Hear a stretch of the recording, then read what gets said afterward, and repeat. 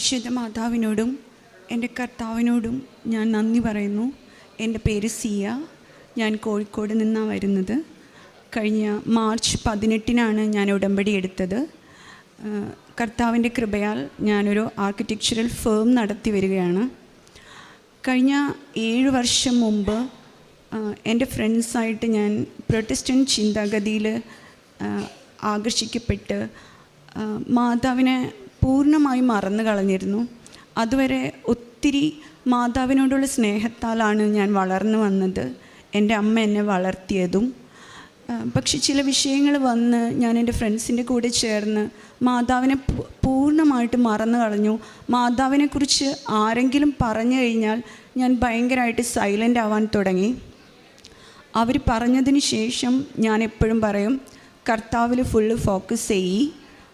അതിന് ഇൻഡയറക്റ്റ്ലി വേറൊരു അർത്ഥം കൂടെ ഉണ്ടായിരുന്നു, മാതാവിനോടല്ല കർത്താവിനോട് പ്രാർത്ഥിക്കണമെന്ന്. ഞാൻ അങ്ങനെ എൻ്റെ അഹങ്കാരത്തിൽ എൻ്റെ ഫേമുമായിട്ട് മുന്നോട്ട് പോകുന്ന സമയത്ത് പലപ്പോഴും ബിസിനസ്സിൽ അപ്പ് ആൻഡ് ഡൗൺ ഉണ്ടായി. അപ്പ് ആൻഡ് ഡൗൺ ഉണ്ടാകുമ്പോഴൊക്കെ ഞാൻ ഉപവസിക്കും, പ്രാർത്ഥിക്കും, പിന്നെ അതിനെ റിക്കവർ ചെയ്യാറുണ്ട്. പക്ഷേ ഒരു 1.5 വർഷം മുമ്പ് സെയിം ആസ് ഞാൻ ചെയ്തുകൊണ്ടിരുന്ന പ്രൊജക്റ്റ് 2 പെട്ടെന്ന് ലോസിലേക്ക് പോയി. അത് ഭയങ്കര ലോസായിരുന്നു. അറൗണ്ട് 50 lakh അബവ് ലോസിലേക്ക് പോയി. ഞാൻ അപ്പോഴും കോൺഫിഡൻസോടുകൂടെ ഉപവാസം എടുത്തു, പ്രാർത്ഥിച്ചു. എന്നിട്ട് ഞാൻ വെയിറ്റ് ചെയ്തു, എൻ്റെ അടുത്ത പ്രൊജക്റ്റ് വരും, ഞാൻ പഴയ പോലെ റിക്കവർ ആവുമെന്ന്. പക്ഷേ ഒരു 3-4 മാസം കഴിഞ്ഞപ്പോഴത്തേനും എൻ്റെ കോൺഫിഡൻസ് എല്ലാം പയ്യെ ചോർന്ന് തുടങ്ങിയിരുന്നു. എനിക്ക് വർക്കുകൾ വരാതായി, പൂർണ്ണമായി സ്റ്റക്കായി. എൻ്റെ സ്റ്റാഫിനെ ഞാൻ ചെറുതായി മാറ്റാൻ തുടങ്ങി. എനിക്ക് ബാധ്യതകൾ കയറി വരാൻ തുടങ്ങി. താമസിച്ചിരുന്ന സ്ഥലം പോലും ഞാൻ കോസ്റ്റ് കട്ടിങ്ങിൻ്റെ ഭാഗമായിട്ട് ഒഴിഞ്ഞു തുടങ്ങി. അന്ന് ഞാൻ എല്ലാവരെയും വിളിച്ച് എനിക്ക് വേണ്ടി ആര് പ്രാർത്ഥിക്കുമെന്ന് ആലോചിച്ച് എല്ലാവരെയും വിളിക്കാൻ തുടങ്ങി. എനിക്ക് പരിചയമുള്ളവരെ, എനിക്ക് വേണ്ടി പ്രാർത്ഥിച്ചിരുന്ന എന്നെ സഹായിച്ചിരുന്നവരെയൊക്കെ വിളിക്കാൻ തുടങ്ങി. പക്ഷേ ആർക്കും എന്നെ സഹായിക്കാൻ പറ്റുന്നുണ്ടായിരുന്നില്ല. ഞാൻ ഒരു ഡിപ്രഷനിലേക്ക് പോയി തുടങ്ങി.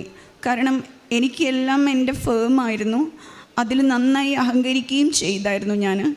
പക്ഷേ ഓരോന്നായി താഴ്ന്ന് പോയിക്കൊണ്ടിരുന്നപ്പോൾ ഞാനൊരു ഡിപ്രഷൻ അവസ്ഥയ്ക്ക് പോകുമ്പോൾ എന്നെ സഹായിക്കാൻ ആരും ഉണ്ടായില്ല. അപ്പോൾ എൻ്റെ മനസ്സിലൊരു ചോദ്യം ഉയർന്നു, എൻ്റെ കർത്താവിൻ്റെ അടുത്ത് ആരെനിക്ക് വേണ്ടി ഇൻഫ്ലുവൻസ് ചെയ്യും?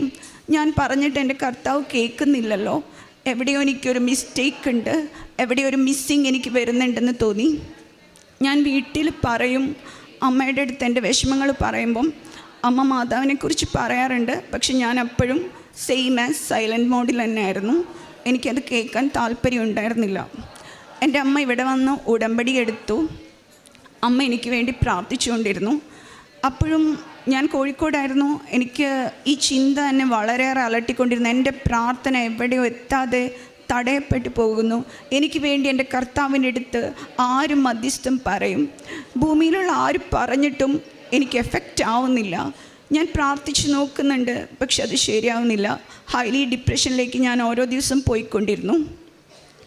അങ്ങനെ ഒരു ദിവസം ഞാൻ കിടക്കുന്ന സമയത്ത് എനിക്ക് ഭയങ്കരമായിട്ട് ചിന്ത വന്നു, ഇല്ല, ഇനി മാതാവിനല്ലാതെ എനിക്ക് വേണ്ടി കർത്താവിൻ്റെ അടുത്ത് പറയാൻ ആരുമില്ലെന്ന്. ഞാൻ പെട്ടെന്ന് എൻ്റെ അമ്മേനെ വിളിച്ചു.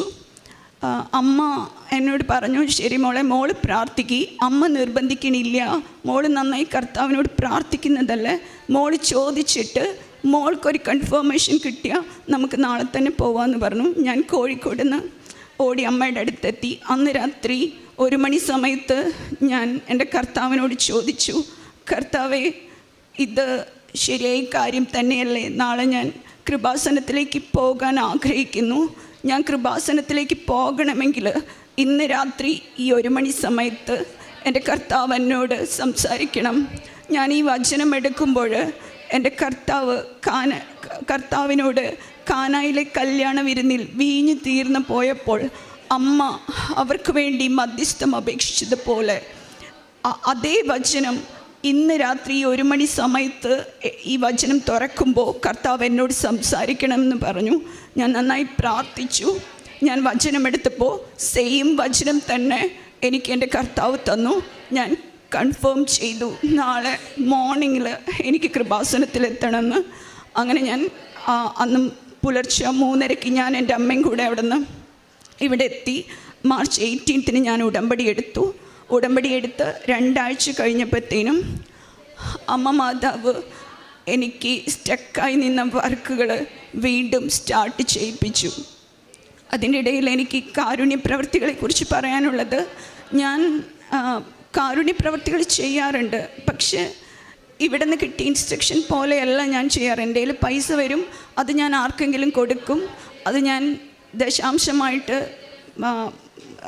അതിനെ മാനിച്ചിരുന്നു. പക്ഷേ ഇപ്പം ഞാൻ ചെയ്യുന്നത് അങ്ങനെയല്ല. ഞാൻ നേരെ പോയിട്ട് രോഗികളെ കണ്ട് എൻ്റെ സ്നേഹവും കരുണയും കൂടെയാണ് അവർക്ക് കൊടുക്കുന്നത്. ഞാൻ നേരിട്ട് ചെന്ന് ഓരോ പൊതിച്ചോറ് കൊടുക്കുമ്പോഴും എൻ്റെ സ്നേഹം കൂടെ കൊടുക്കാൻ എൻ്റെ കർത്താവ് എന്നോട് കാണിച്ച് കാരുണ്യം കൂടി കൊടുക്കാൻ ഞാൻ ശ്രമിക്കാറുണ്ട്. ഇപ്പോൾ കാരുണ്യ പ്രവൃത്തികൾ പാലിയേറ്റീവ് കെയറിൽ പോയപ്പോൾ അവർ ക്ലാസ്സിന് ഇരിക്കണമെന്ന് പറഞ്ഞു. ഞാൻ ഇരിക്കാമെന്ന് പറഞ്ഞു. അത് കഴിഞ്ഞിട്ട് അവർ പറഞ്ഞു ഒരു 6 മാസം വേറൊരു കോഴ്സും കൂടെ ഉണ്ട്, അതും ചെയ്യണമെന്ന് പറഞ്ഞു. ഞാൻ അതും ചെയ്യാമെന്ന് പറഞ്ഞു. കാരണം ഞാൻ എൻ്റെ ആവശ്യങ്ങൾക്ക് വേണ്ടിയിട്ടല്ല, എൻ്റെ ജീവിതകാലം മുഴുവൻ എൻ്റെ കർത്താവ് എനിക്ക് പകർന്നു തന്ന കരുണ, എൻ്റെ മാതാവ് എനിക്ക് തന്ന സ്നേഹം മറ്റുള്ളവർക്ക് കൊടുക്കാൻ ആഗ്രഹിക്കുന്നുണ്ട്. ഞാൻ ഉടമ്പടിയിൽ വെച്ചിരിക്കുന്ന എൻ്റെ ആദ്യ വിഷയമാണ് എൻ്റെ മാതാവ് എനിക്ക് ചെയ്തു തന്നത്. പക്ഷെ ഞാൻ വിശ്വസിക്കുന്നു എൻ്റെ മാതാവ് ഞാൻ വെച്ചിരിക്കുന്ന 6 വിഷയത്തിലും എനിക്ക് വേഗത്തിൽ മറുപടി തരും, എന്നെ ഒരു സാക്ഷ്യമാക്കി ഇവിടെ നിർത്തും എന്ന് ഞാൻ വിശ്വസിക്കുന്നു. പരിശുദ്ധ മാതാവിന് ഒരിക്കൽ കൂടെ നന്ദി പറയുന്നു. എൻ്റെ കർത്താവിൻ്റെ കൃപയ്ക്കായി ഞാൻ നന്ദി പറയുന്നു.